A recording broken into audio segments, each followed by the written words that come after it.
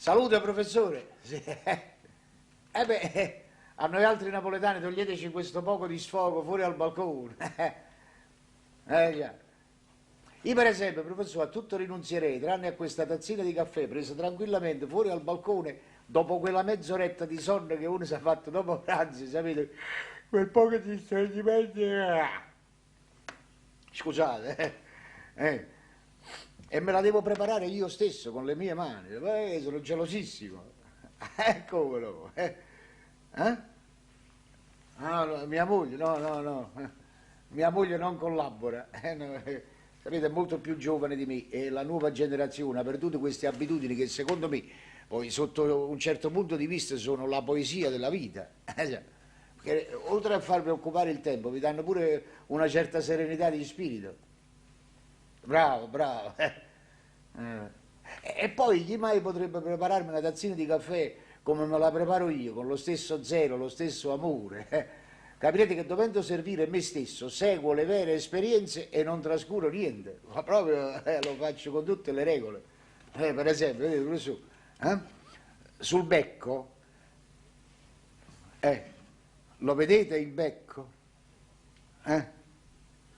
Questo, professore. No, qua voi guardate a me, il becco della caffettiera. No, per carità, io non mi arrabbio. Permetto di dire sono di spirito anch'io, avete fatto lo scherzo. No, dicevo, sul becco, è vero, io ci metto questo coppitello di carta. Quello mi sembra niente questo coppitello, ma pure c'ha la sua funzione.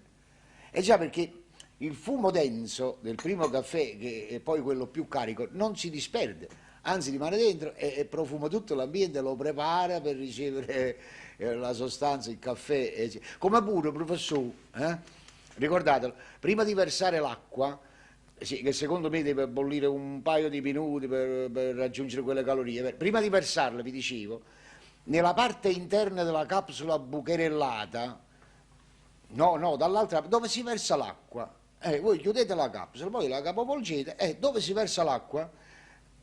Sul fondo, senti, bisogna cospargervi in precedenza un mezzo cucchiaino di polvere appena macinata. È un piccolo segreto. Già, perché l'acqua, è vero, in pieno bollore già si aromatizza per conto suo nel momento della colata, e allora il caffè viene più profumato, si viene meglio. È una grande soddisfazione, sì. Ed evito pure di prendermi collera, perché se per una dannata ipotesi il caffè riesce male, va bene, per una manovra sbagliata, se unisce piezze di coppa, piezze di sotto, se mescola, diciamo, posa e caffè.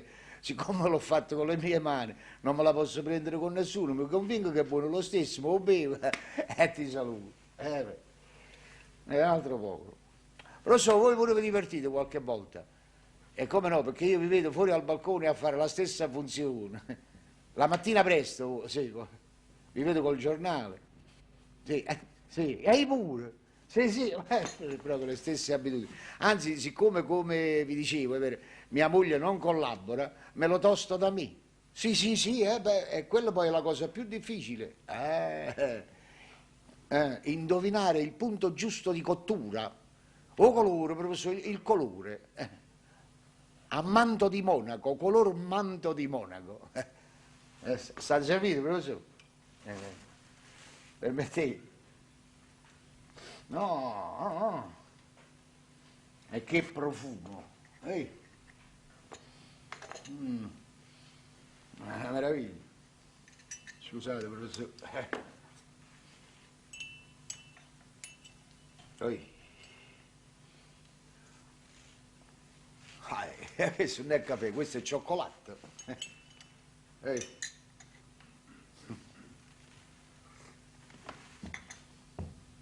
Ciao.